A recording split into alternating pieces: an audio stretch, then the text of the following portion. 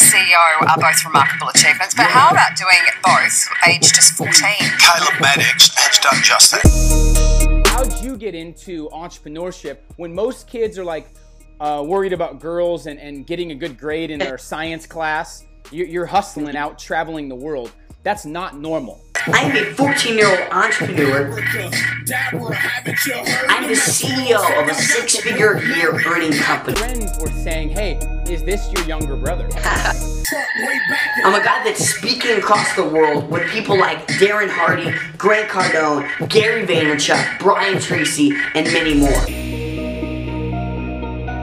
All right, welcome everybody. Welcome all you game changers, young hustlers, and those serious about success. I am pumped for today's interview, really because of the value it's going to add, because of really we're going to shake up the industry, and because of the shakeup it's going to be for a lot of people as well. And I'll tell you, they don't want 14-year-olds traveling the world making six figures.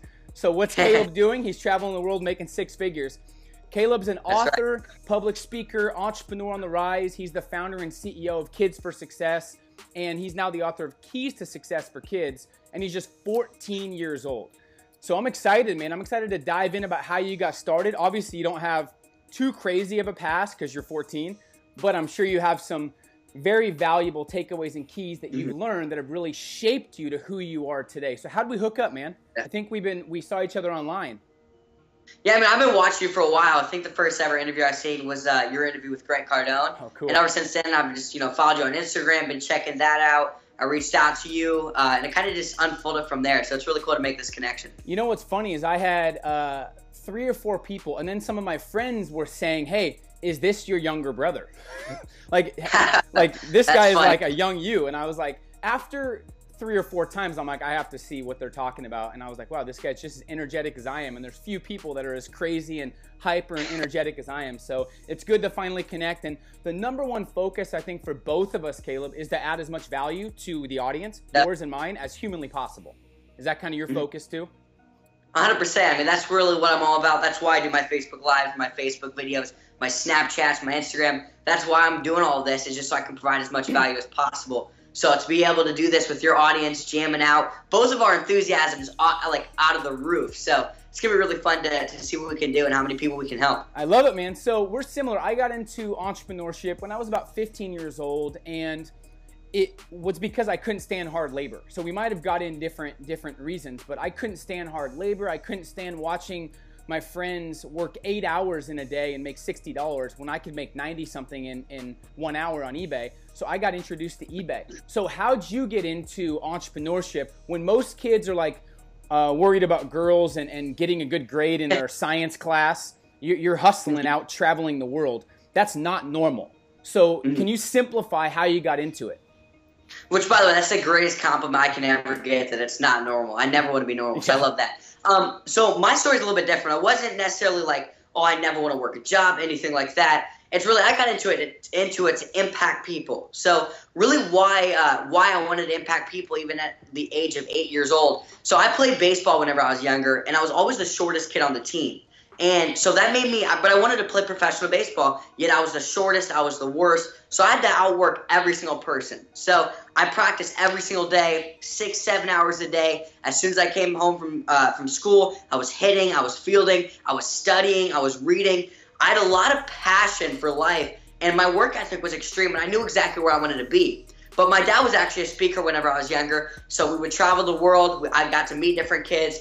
And I used to always ask kids this one simple question: what do you want to do with your life? And you see, a lot of kids didn't really have an answer for that. And it kind of shocked me because ever since I was a little kid, I knew exactly where I wanted to be. I knew what I wanted to do.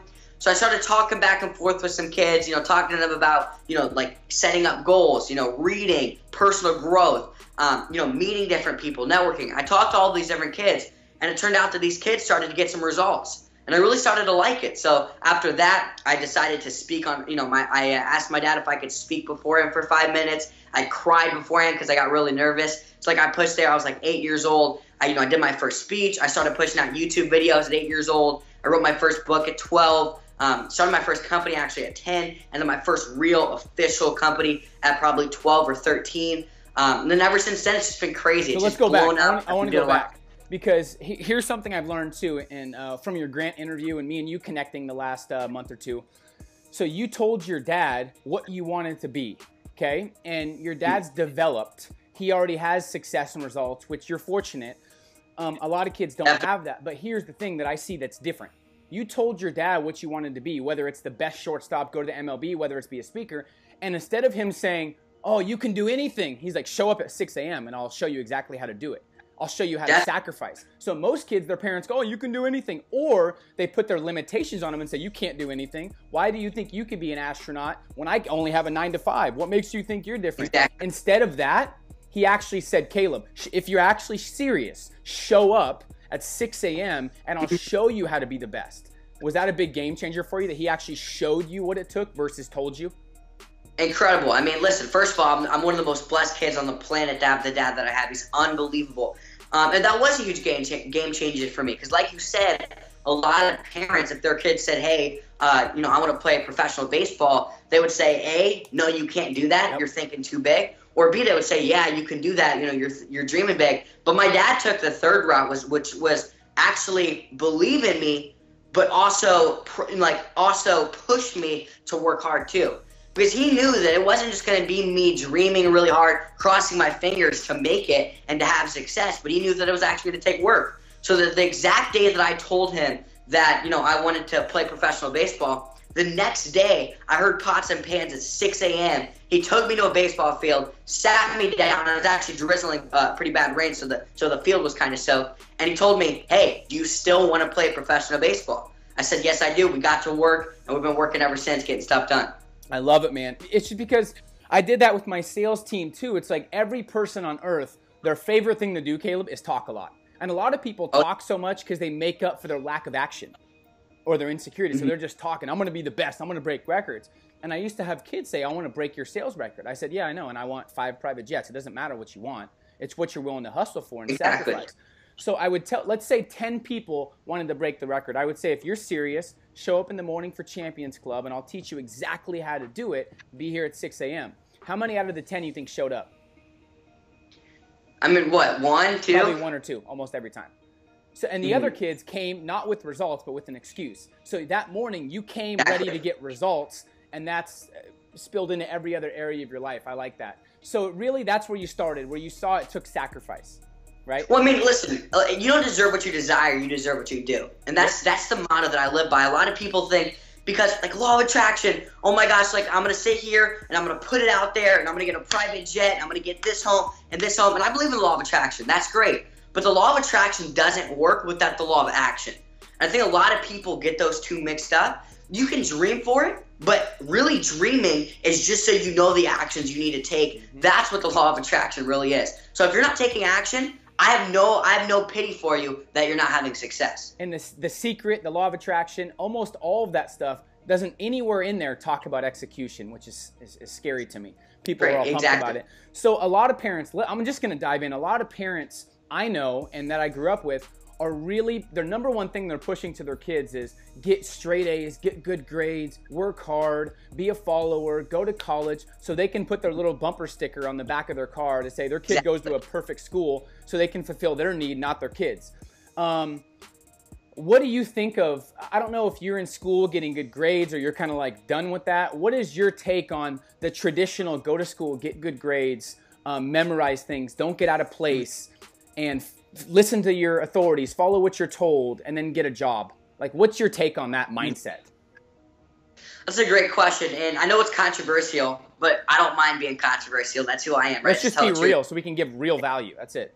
Exactly, real value. Too many people out there are fluffing, fake, trying to make everybody like them, and quite frankly, when you try to make everybody like you, everybody's going to hate you. But the truth is, I'm not in agreement with the school system at all. So, for example, I'm not going to college. I really don't believe that's worth my time. I'm going to finish high school, obviously, like that. That's something I have to do. But I really know that if I said to my dad, I want to go to college, he'd be pretty mad at me, which is really, it's a blessing, right? Like, he'd be like, it's the opposite of most people. Exactly. So, I mean, the reason I don't like it, I think it's good for some kids, like if their goal is to be a doctor, a lawyer, but especially the kids who want to be entrepreneurs, who want to do different stuff like that, college is just so outdated. I mean, it's really something that the parents want. I mean, I've talked to so many 26, 27-year-olds who have gotten out of college and they've started their entrepreneurial journey and they haven't had any success yet. And I've talked to them, maybe like, so do you regret going to college? And 99% of them have said that it's their number one regret in their life is going to college. So, I mean, I don't like to, it's like Arnold Schwarzenegger, all those guys say, you know, the first rule is to break the rules. And I agree. I'm not going to go that route. I just think, you know, something that is not, like education is very important, but not the educational system. So as far as how I get good, you know, my grades, I try really hard in everything I do, so I get good grades. But to be honest, if I could, if it was possible, if it wasn't like illegal in some areas, and if, you know, my dad would let me, all that stuff, I would, you know, stop school right now. That's just me personally. That's what I said. It's controversial. Well, it's being real. And what people don't realize is you got to go with the facts and the truth. The tuition to get into colleges is skyrocketing because they realize entrepreneurship's going crazy. So how to get into college, the money-wise, is going way up. And the average income a student makes when they leave is at an all-time low. So people are still pumped to go to college when it's costing more than it ever has, and the guarantee and the averages are the lowest they've ever been. But people just aren't questioning anything. They're just assuming things work. They're assuming that, well, I'm not doing well, or my friends are going to college, so I am. So you've questioned everything, and you had someone that actually believed in you, that had experience to help you, like your dad. I love that. So I think... It's like, I think a lot of kids are actually realizing that college is getting less. It's starting to be more aware, for sure. Exactly. They're getting more aware, but then again, there's their parents, there's their friends, there's all that stuff. But what I find funny, and here's really how you can tell that college is kind of irrelevant in the age that we live in. I'm not going to college. I've never been to college. I haven't even finished high school yet, which I will, but I haven't even finished high school yet. And I'm speaking at like 10 colleges this year. You know, so it's like I'm speaking at colleges even though I'm not going to one. So it's like, what are you choosing? What path are you choosing? Are you going to college for your parents or for this, or are you going for yourself? That's the question you have to ask yourself. I love it. So what I've seen, and I've trained quite a bit of people, Caleb, is kids. I mean, when I say kids, I mean 13, 14 to like 21, 22. Kids are lost. There's not much guidance out there. I don't think a lot of teachers are really challenging themselves and developing themselves. And I don't think a lot of parents are challenging themselves, pushing the envelope, and developing themselves. So if a parent doesn't develop themselves to the full potential, it's really hard to develop the kids in the top-notch ways. So there aren't really a lot of people developing themselves, and it's causing kids to be lost and confused. So I want to shed some light for a lot of young entrepreneurs. What do you feel like? Because if they don't have a dad like yours, my mom was really big in pushing me for sales, entrepreneurship, so we were both pretty lucky, although they both grew up pretty broke, and they had to work themselves up to become successful. So they had to hustle hard. But what do you tell the people that maybe don't have the dad or mom and don't have the guidance? What do you tell them so they can really become aware of how to be successful? Is it the books you read? Is it find a mentor online? Is it learn these specific skills? What's the action steps you give a kid if they don't know what's going on? Well, I mean, exactly. I think we live in the information society. I mean, if you want to know who the 22nd president of the United States is, you can go ahead and ask Siri. You can go and Google it. Whatever you want to do. Information is all around us. And that would really be the first place I would start, is I would tell every single kid who doesn't have that parent, surround yourself with amazing people. I mean, people ask me all the time, who's my inner circle? And I tell them it's Oprah, it's Bill Gates, it's Steve Jobs, even though he's dead. It's, you know, it's Warren Buffett. It's all these successful people because I'm reading their books. I'm watching their videos. I'm studying them. More importantly, I'm studying their action. These people are pouring into me, even though right now I don't even know, well, some of them probably do, but they don't know my name yet. So I would say the first thing, I would say that the key to success is KEY, and that's to keep educating yourself, the key. So the kid out there who is hungriest to learn will always be fed the most results. So that's what I would say start with the information. And the second thing is application. I mean, information without application will lead to devastation. You know, I would say the key to transformation is information plus application. So make sure you're applying that knowledge. But that's where I would say to start. Pick up some books. My dad paid me $20 for every single book that I read since I was probably 6 years old, as long as it was a success book. My dad drove me to read, so I've always been a creature of reading. Wait, you weren't reading fantasies and Harry Potter? I wasn't. No, actually, my first book at 7 years old, I read this book called The Success Principles. It's by Jack Canfield, and it's probably a good 400-page long book, and it took me a couple months to read. But I sat down and read that book every single day. I love it. And mine was Rich Dad, Poor Dad, Think and Grow Rich. Those Love books that book. totally transformed my thinking. And almost every book you read that's of the highest caliber and has the proven results, it's the weirdest thing. When I was younger, I started realizing that they almost tell you in every chapter and situation to do the opposite of society. And I'm like, wait, what do you mean opposite? I've been trained my whole life since I was 2 to follow society, to respect my elders, to do what everyone else does. School, you're taught to memorize and fit in. What do you mean I have to be different and do the opposite? Then I started realizing 99% of people aren't happy, they're frustrated, they're overweight, they're pissed off, they have no circle of influence, they're playing the victim role, they have no money, and they're bitching and complaining. And I'm like, well, actually, I don't want to be like that. So it makes sense to do the exact opposite. So you're very lucky to learn that at 6 or 7 versus 25, 30, and 40. You know what I mean? Like a lot of people. So and that's why I said, when you said, this kid's not your normal kid or whatever you said in the beginning, I love that because I never want to be normal. Like, I never want to be average. Like, my mindset is there's never been a ground ball derby. I mean, there's never been one because nobody wants to, like, see a ground ball. They want to see the dingers. They want to see the home runs. So that's why I'm swinging for the fences. I don't want to be average. And the people who are trying to play within their comfort zones are always going to be uncomfortable. I mean, that's the truth. Maybe they might get a good job or whatever, but they're always going to be unhappy. So, I mean, I agree with you 1,000,000,000%. Break every single rule that you can. I mean, the cool part is there really is no rules, especially in this thing called life, except the laws and stuff like that. But in your life, you make your own decisions. Create your own, yep. Exactly. I love it, man. So I want to dive in because a lot of people watching, and we want to make sure millions of people see this because it's needed at the highest level. Not because me and you want to be known, because it's needed at the highest level, because there is a lot of fluff and BS out there. And this is why I run the academy, where I wrote the books, one of the books that you read, because I wanted to give people the no BS, no fluff way to really maximize their own self, their income, their success. And a lot of people dive down, they're motivated, they're fired up, they're ambitious, they're hungry, but they don't know how to turn the hunger and drive into tangible results and to make income. So a lot of 14-year-olds don't make any income. If they do, it's from allowance. And maybe the 5% will make more money than allowance by working with their family at the farm or doing something like that that's family focused. You have 7 sources of income. Now, this was like a couple months ago, so maybe you have 8 now. I don't know. Maybe you added one. But you have 7 sources of income. Most adults have 1.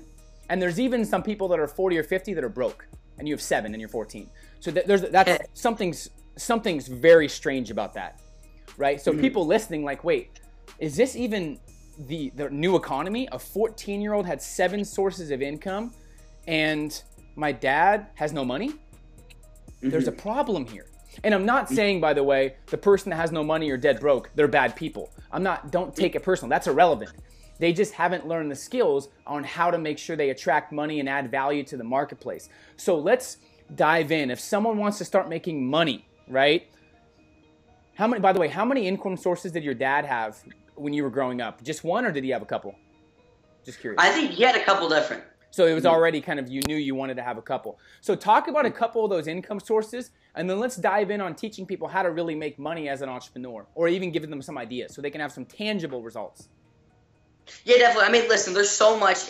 I could walk you through the exact thing. You need a continuity. You need, a lower stream, like all that stuff. Currently, I think I have about 6. I actually kind of left some on the table. Like I went up and I got out because I'm very focused on getting my exact platforms down, like knowing exactly what I'm selling. And you got to test. Like people say that, like, this is actually something that I've been saying for a long time, is that the key to making money is actually in the word money. If you take the outside 2 letters, which is M, and then Y, that's my, and you take the inside 3 is 1. So if you can pick your one thing, that's when you'll start to make money. But I mean, as far as getting those income streams, I think it's pretty simple. It's just getting out there, getting your hands dirty, and making it happen. I mean, it takes work though. I mean, I will tell you this: after the interview with Grant Cardone, this is actually kind of cool story. After the interview with Grant Cardone, he said, "Caleb, how many of these sources of income that you have are you actually having to put in work every single day?" And I said, "Well, I think I pretty much all 7." He said, "You need to get to the point where, like a stream of income." He explained it to me this way. He said, "A stream, nobody's throwing water in the stream. Like, nobody's having to push the stream. The stream is just flowing." So he said, once you can get to that point where all the money's just flowing and you're kind of kicking back, that's when you're really going to start to make some dough. So I have like 2 streams that I don't even have to put any work into that kind of roll, and the other ones are taking some effort, but it definitely takes work. Oh, 100%. And I have 8 or 9 now too, and 4 or 5 of them I was very focused on scaling, so it wasn't attached to my time, so I could work on things that I can continue to build, or things that I really love. So what I'll tell you guys, and what Caleb's saying, is you have to pick one that's your expertise, that's your strengths, that you really want to go all in on. Go all in on it, hustle, wake up early. Like if you follow Caleb's Snapchat, give him your Snapchat real quick. At Caleb Maddix 13, make sure to add me. Did you put 13 because you were 13 when you made that? Just curious. I think I might have done it. I mean, all I know is that Snapchat doesn't change the, you can't change your user stuff. You're going to be Caleb Maddix 13 when you're like 28. But what you're going to realize, and what I've realized too, is when you follow people that you want to be like, or that you're admired by, and you're excited to learn from, you'll realize why they're successful, because they hustle their butt off. You'll see them waking up at 4, 5, 6, running in the dark. I've seen you running when the sun's not even out yet, right? You're doing videos, you're doing live streams, your YouTube or your Facebook lives have millions of views. So it's no secret, guys, why certain people are making money and certain people aren't, right? So you have to make sure you maximize one income stream until it's scalable, till it's a stream, like Grant said, where you can actually detach yourself from it and you still make money. But it does take a lot of work. It takes a lot of focus, a lot of concentration. So real value. I want to talk about real value, Caleb, because what I talked about in my mixtapes and a lot in my book is I wanted my team, I wanted my sales team to realize that real value is doing things that other people aren't willing to do. So when someone says, I'm going to break the record, like you probably get kids that say, I'm going to be the best, I'm going to be better than you, I'm going to write 5 books.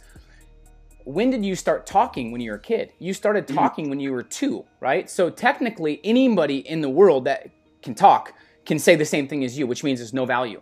Anybody these days can listen to a podcast, there's no value. I'm not saying podcasts are bad, but if anyone can do it, if there's no barrier to entry, it's not very valuable. Even these days, anyone can wake up early. It's not that valuable, but it's what you do that most aren't willing to. It's the unrequired work, like executing. So you didn't just talk about writing a book, you did it. You didn't just talk about speaking and traveling, you're speaking around the world. Give me 5 places you've been the last couple months that you've spoke at, just 5. Sydney, Australia, New York City, Los Angeles, Alaska, St. Martin. I mean, I can keep going down the list. See, he's actually doing it. That's the value, guys. So it's the execution that separates you from the majority. So I challenge you guys, what's the 1 or 2 things that you need to execute on, that you need to know is your game-changing move as you move forward? Now, when did you realize, Caleb, that execution was the game, like action? When did you realize that you had to sacrifice? And I'm trying to figure out a right way to frame this. When did you realize that it's what you did that no one else was willing to do that kind of separated you from the pack? Was there like a aha moment? Was it something your dad said? When was that? Do you remember? I mean, I probably had 2 different aha moments at that. I mean, I think the first one goes back to probably whenever I was really young, like 8 years old.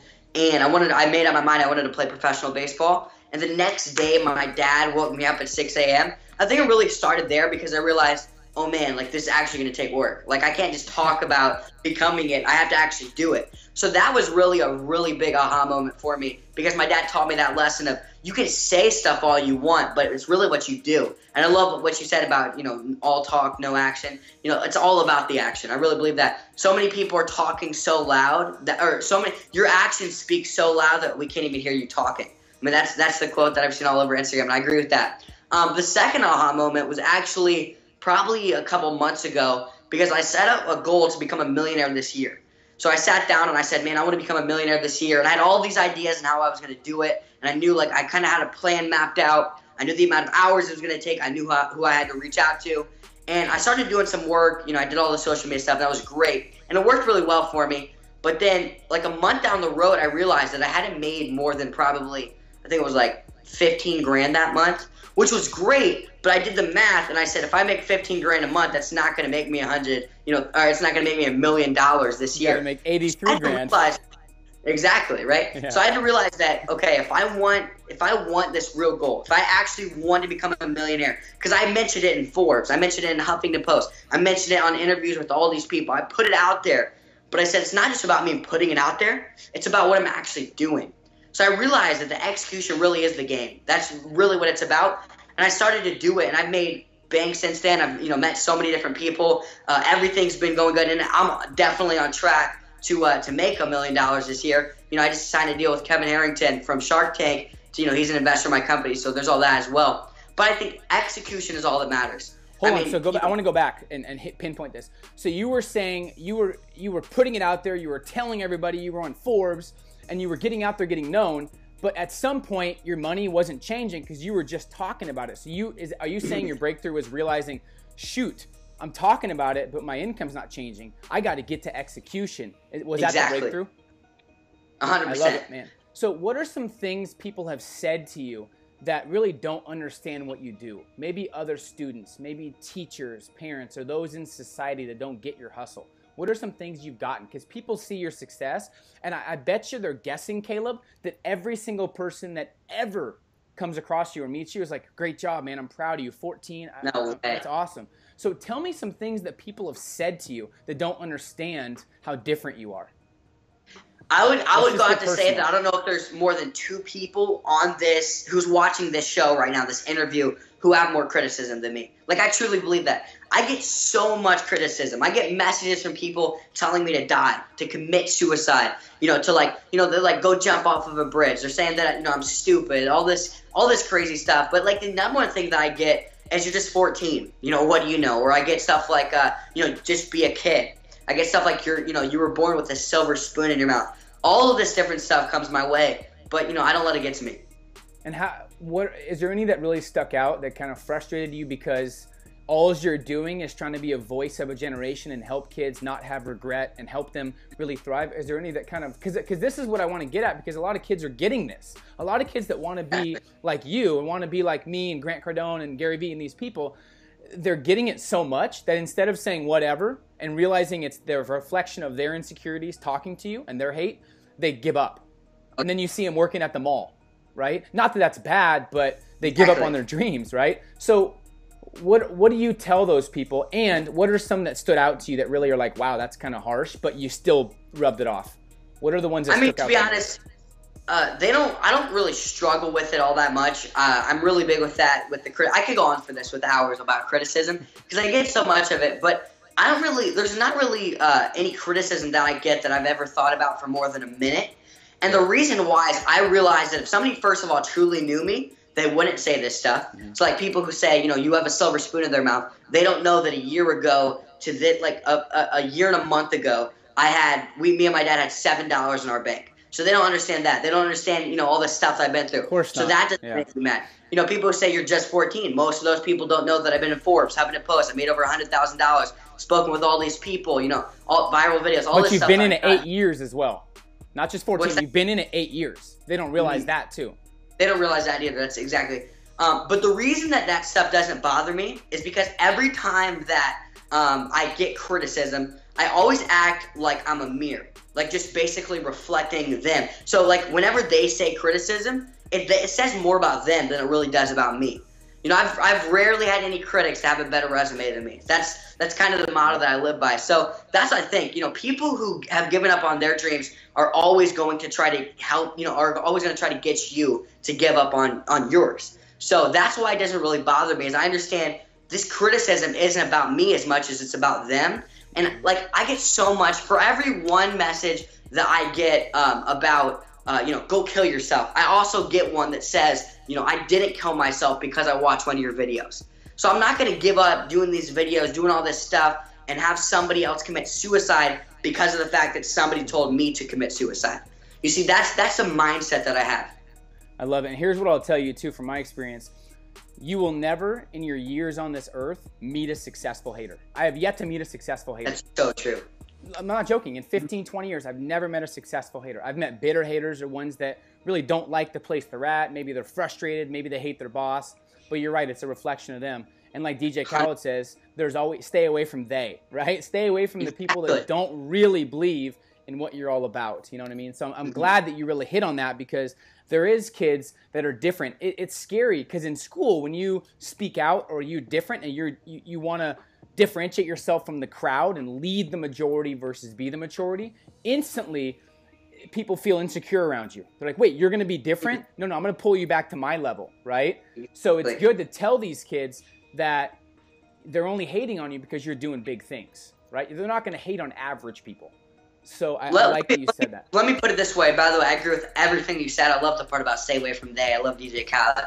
But I think I put it to you this way. It's like every single person wants to be the biggest building in town. And you might have heard this analogy before. Every single person wants to be the biggest building in town.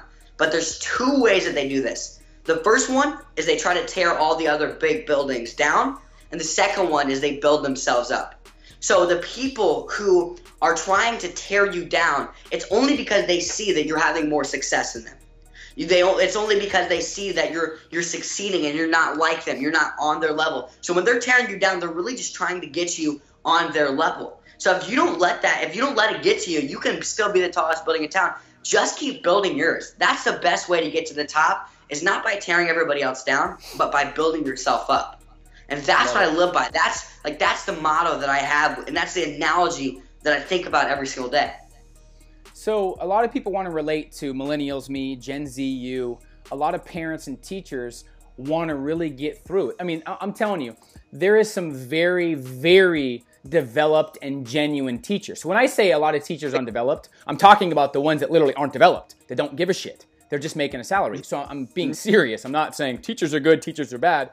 But for the good teachers, for the ones that really care about the students, for the ones that are trying to give their students an advantage in life, for the parents that are trying extremely hard to relate to you, to me, to millennials, what do you tell them? The ones that aren't getting through to us, how do they get through to us, Caleb? What do you tell them to really relate to us and to actually help? That's a great stinking question. Great question. And here's what I would say. Be stinking real. Like, that's the key. Be real. There's so many teachers who are fluffed, who really don't care, who are just there because it's their job, it's what they went to college for. And be real. Off a script. Exactly. They're just sitting there with a book in their face. But if you're truly real, I mean, I've had a couple 98% of my teachers were like, they were awful, right? You could tell they didn't really care. They were just there for the job. But I've had a bunch of teachers, a good amount, who really did care about me, and they actually got through to me. They made huge impacts on my life. I mean, one of them was my gym teacher, and every single day she would ask how I was doing with my entrepreneurial career. She even agreed with me that I shouldn't go to college. So every single day I had her there, and she really inspired me. I probably wouldn't be where I am today if it wasn't for her. So if you want to be a teacher, number one, be real, and number two, do what's best for the kids. I mean, don't tell your kids that they need to go to college if you don't think that. Don't tell your kids that they need to do this or that if you don't think that. Teach them, even if it's parents, teach them the lessons that they need to be hearing, not the traditional lessons that are being told. That's what I would say. Be real and just make sure that you're doing what's in the best interest of them. That's the key. You know what's scary, Caleb, that I realized is when I had a sales team that was doing direct sales, they were doing a lot of stuff that was scary. Like, there was rejection involved, and a lot of parents just don't want their kids to ever struggle. And they have good intentions, where a lot of them are like, I just don't want my kid to be an entrepreneur because he could fail. But they don't realize the best thing they could ever have their kid do is fail and go through challenges and push themselves. And just because maybe they haven't failed or they haven't achieved their dreams doesn't mean they should push that on their kids. So I really like that you hit on be real, be authentic, have the best interest of the kid in mind, not what you think's the best, but deal in reality. I like that. So I want to talk social media. I think a lot of parents, they sit there and they're like, entrepreneurship isn't secure, right? Because it's not like you can show up every single day. You don't have an exact paycheck that you're getting. You don't know the time that you have to go in. Everything is like out there, and it makes a parent nervous. It really does. But they don't realize it's getting to the point now where you're just as unsafe. You can fail just as much to be doing a 9-to-5 and all that stuff. It's like Jim Carrey says. It's like Jim Carrey says. He said he learned that you can fail what you don't love to do, so you might as well do what you love to do. And that's so true. It's like you're going to have failure no matter what. It's going to happen. Failure is the sauce that gives success its flavor. That's what I really believe. So you're going to have failure, all that stuff, but it's the only way that you're going to have success is if you have failure. Yep, I love it. And I know a lot of people, Caleb, that were secure jobs, but they don't have jobs anymore. So the only security I think people really have now is the confidence they have in themselves and their ability to make it happen and their ability to become more valuable by developing skills that we're talking about. It's scary. Like, here's an example. Let's just have a conversation. There was McDonald's workers last year that were complaining that they need to pay more. So instead of McDonald's saying, okay, they said, no, you're not that valuable. Now they have robots. The first robot organized McDonald's opened in Arizona. Now they have no employees there. So not that they weren't, not that it was bad to do that or it was good to do that, but the reality is, if you want more money, my bottom line thing here is you have to become more valuable to the marketplace. Definitely. So let's talk about social media real quick. A lot of people want to know, because they want, obviously, your business, Gen Z business, millennials business. What are you doing? Like, what's your favorite 2 social media platforms, and what is the best way that you get your content out there for people that want to get involved in social media and adding value? I mean, to be honest, I don't really have like a favorite 2 social media platforms. I'm using them all. You know, I'm testing them out. But if I would have to say, I love Facebook, and the number one reason why is the share effect. I mean, I have videos that have 60, 70,000 shares on them. Like, it just goes. If you have the right content, which I've walked through huge CEOs and all these people through the steps to making a viral video, and they've gone viral. So it's like there's steps to take through Facebook. But the thing is, I also love Instagram. I love Snapchat. All that stuff is great. But I think my top 2 would probably be Facebook, and I'm mixed up between Instagram and Snapchat because I got the stories more. They're very similar, yeah. Yeah, they're very similar now. So I think if I had to choose, I'd probably go with Instagram, but that does not mean I'm done with Snapchat by any means. But those are probably my 2 favorite. So someone wants to do what you do or do something similar. What's the steps that they take? Is it figure out who they are, figure out their voice, figure out what they want to do, and then put content out there? Because I see a lot of people that have zero influence, and they're trying to create all these programs and trying to make money with no influence. You have to add 100%. value first, right? So what are some steps? Give them like 2 or 3 tactical steps, so when they leave the interview with me and you, they can be like, oh, that's good. I can actually start that right now. Well, I'll give 3 things that are pretty practical that you can start to do. I mean, it's pretty obvious. It's number 1, content. Number 2 is connect, and then number 3 is consistency. Those are like the 3 C's of social media.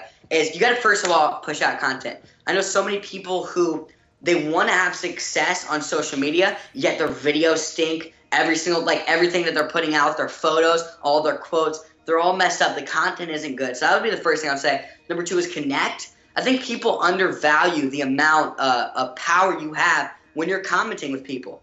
So, for example, a year ago, like a while back, I started my first Facebook page. I think it was actually a year ago, like 4 days ago, because I remember I seen the date. I started my Facebook fan page officially, and the first video that I put out still to this day has like 800 views. And at the moment, for the first month of the video being out, it had 130 views. But the reason why I've blown up on social media is because I literally went and I looked at every single view. I looked at every single person who watched the Facebook video out of all 130 views, and I messaged every single one of them and said, thank you so much for watching my video. And those people ended up sharing the video. And then I started out pushing out more content, and then they shared those. And I got this community that was around me because I connected. So if you're just starting off, you have 200 followers, you realize that there's a direct message platform and everything. You can message somebody on every single thing. So just go through and message them, send them a snap, whatever it is. Connect with them and then stay consistent. I think consistency is so big. I've been consistently pushing out videos. I think this is the first last week, that I didn't put out a video on Facebook. And the reason why I was on vacation with my family, actually. So I kind of just zoned out for a little bit. But I've been extremely consistent, and that's why I've grown. So I think those are the 3 things, is content, connecting, and consistency. And obviously, it's all about testing. So the longer you go, the more you learn, the more you ask your audience what they like, the more your social media will start to grow. And you can tailor your content, how you're providing it, all that stuff.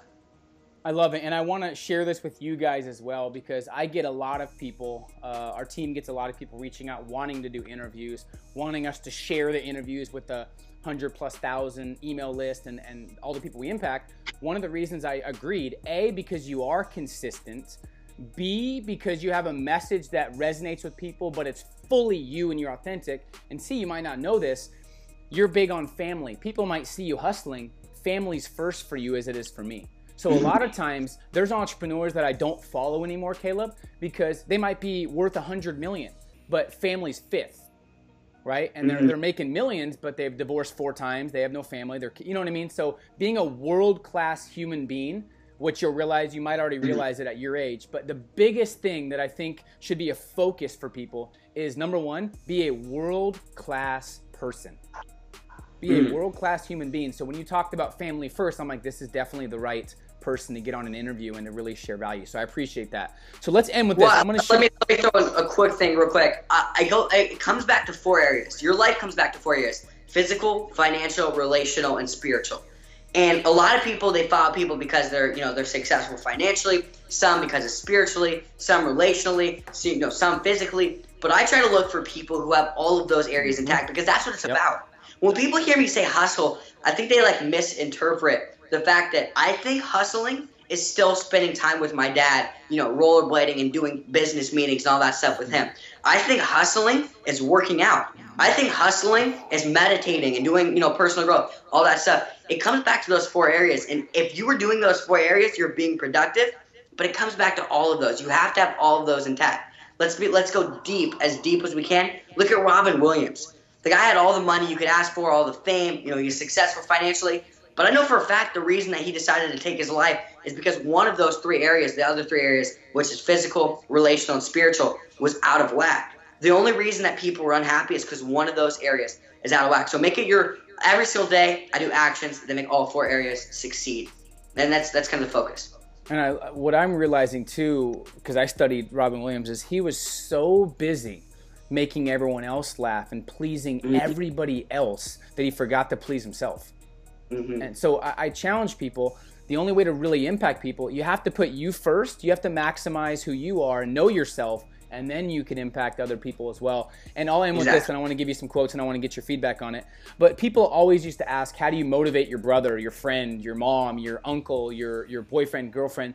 And you can't. The best way to motivate someone is to live your best life and to lead by example, to when they see you living a world-class life, if they want help and they want what you have, they'll ask you, right? So I love that. So I'm going to read some stats, and I want to help shift the culture, because that's what I'm about, in not becoming a statistic. 71% of people, and I want you to tell me what you think about these stats. 71% of people right now, according to Forbes, hate what they do, and they're actively disengaged at work. 65% of college grads can't find work after college. This is after they're $40,000 to $100,000 in debt. So they're starting their life with a big burden on their back. Now, the education companies make millions, right? So they're like, we got your 100 grand, whatever. 2% of society, not 20, 30, 2% of society is financially stable at 65. And the A and B students are all working right now for the companies the C and D students own, which is scary. But there's stats left and right. We're one of the most depressed societies. We're obese. And I'm not saying this to make people feel bad. I'm dealing in reality, because how else can we change it? By being fake about it? So what do you tell the generation, your generation, my generation, that actually wants to help, that actually wants to change the game and better themselves and inspire people? What do we tell them so they don't end up one of these statistics? First of all, those statistics really go deep with me, because I've talked to so many people who are unhappy, and that's why I started it, because kids didn't know what they wanted to be, and I could see that they were going down the path of unhappiness, of not, of unsuccess and all that stuff. Like that's crazy. I mean, the statistic, I think, what is it, 80% or something like that? 80% of heart attacks happen from 8 to 9 a.m. on Monday morning because people hate their jobs that much.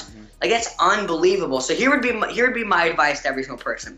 I have this pen in my pocket, okay? I picked it up, I dropped it. I made a choice in my mind that I wanted to pick up a pen and drop it, and I had the power to do that. So here's the deal. The same way that I chose and I had the power to drop that pen, same way you can choose to make your own decisions. You can literally choose right now to become an entrepreneur, to quit your job, to spend more time with your family, to work more, to work less. You can choose whatever you want to do and do it. So that's what makes me so mad is people who are complaining, I hate my job. Then go quit it. It's 2016. There's a kid on YouTube that, this is actually a girl on YouTube that is selling Disney toys, and she makes millions of dollars a year, and she's really young. That's unbelievable. If you want to do what you love, if you love Disney toys, whatever it is, go after it. Why not? you have that choice to drop the pen or do whatever you want to do. That would be my my message to every single kid out there, adult or whatever, who's in a position they don't like. You guys heard the young hustler, and I see most people spend the first half of their life saying they're too young, and then people spend the second half of their life saying they're too old.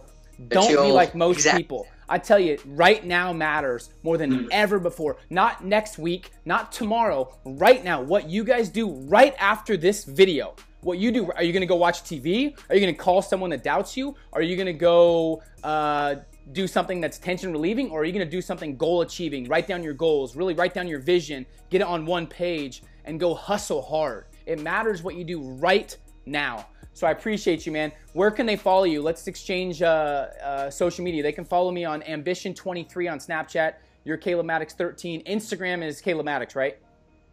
Correct. Everything else besides Snapchat is just Caleb Maddix. So Facebook, YouTube, Twitter, Instagram, all that stuff, Caleb Maddix. But definitely connect with me on Instagram and Snapchat. Those are the two places I want to see you at. But dude, you got me so fired up right now. I love it. Caleb wants to go hustle. That's right. You know, I'm so pumped up. I wish you could feel it. It's crazy. Well, I appreciate it, man. And just there needs to be more people going for their dreams and more people really being the voice of the generation and not being scared of what people think of them and dropping the need to be liked so we can actually give the people that need the guidance enough guidance to take action so they can, we want to create a revolution of people that are doing things that are inspiring, that are motivating, that create happiness, and you're one of them, man. Much respect to the legacy you're building. I'm scared to see what's going to happen in 5 or 10 years with you. We'll see what happens, but when you're 17, 18, 25, 30, the world needs to watch out, man, and I'm excited to help you along the way and be there to watch too, man. Dude, I appreciate that, man. Can't wait to see where you go, dude. You're young. You're killing it. Super cool.